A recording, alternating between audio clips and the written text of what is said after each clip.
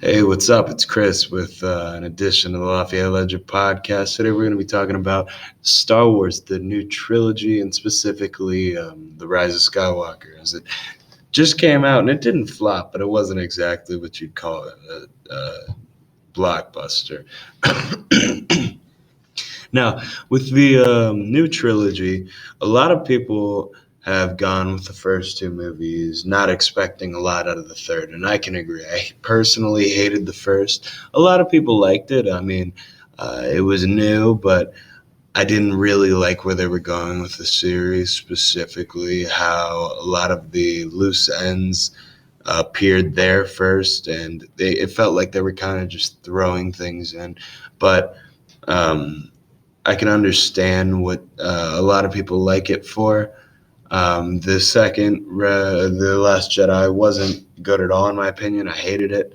Hated the first one too, and the third was really not that good either. I didn't like. I Oh, liked and how I forgot to mention guest speaker. guest speaker Caden James. And how do you feel about those two movies? I think that Disney, everyone expected them to be like kitty, and then when it opened up with the first new Star Wars movie after Disney took it over, well, it was kind of like death, and I didn't think that was bad approach, but I don't think it was. I didn't think it had anything to do with anything, to be honest. I just think that what I didn't really like them. The first two new Star Wars movies, most recent ones, I didn't like them that much, but I feel like they could have been better. Yeah, honestly, another huge problem with it is they switched directors.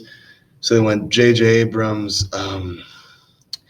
I think J.J. Abrams directed the first and the third, and they switched directors for the second. Can't remember who it was, but either way, when you have a director, you want to stay on top of a trilogy, and you can't just take them out for the middle part because that's where a lot of the loose ends came. Because then the actors, it affects the actors too. Well, yeah, even though the acting in it was great and all, it's just the trilogy and the storyline wasn't that good. And even really, he was only shadow directing the third movie because, funny enough, Rey's actor Daisy, I forgot her last name, but the main protagonist of the new trilogy, her actor, I believe Daisy Ridley, saw the ending J.J. Abrams had for Rey and literally cried.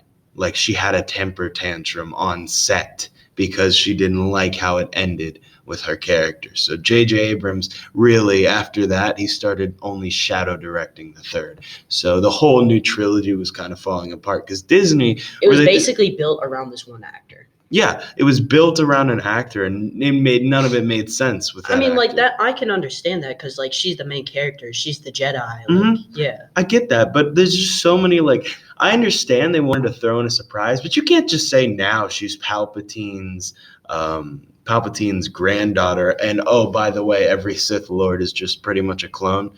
Snoke was a clone; he didn't matter. Basically, the whole entire Star Wars universe didn't matter.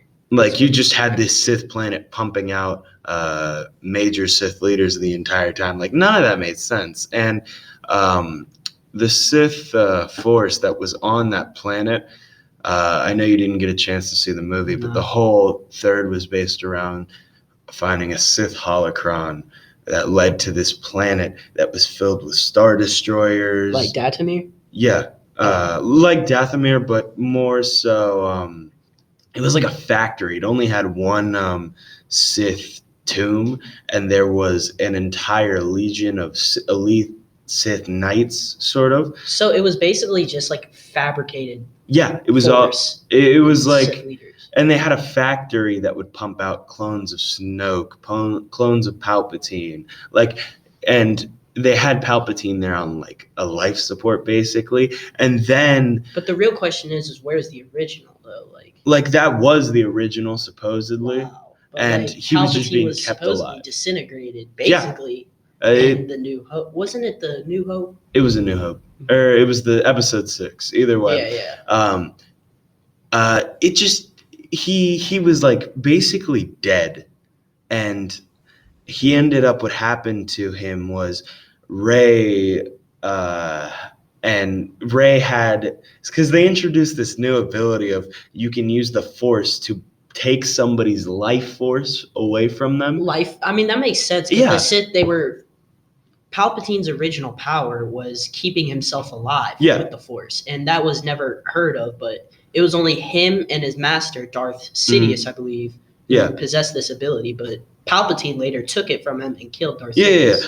And the thing is where he was dead, basically, and then in 2 seconds, he takes power from Rey, and he's supposedly back to his regular state of being, like right back in episode 6, which is insane, because then the only way that he dies, episode 6 Palpatine was insanely strong. I mean, he was like most powerful Force user at the time, and supposedly because Yoda had passed at that point. Yeah. And now but I mean, Yoda was technically still a being in the Force. So he was still there somewhere. But like, here's how he dies. I'll tell you how he dies.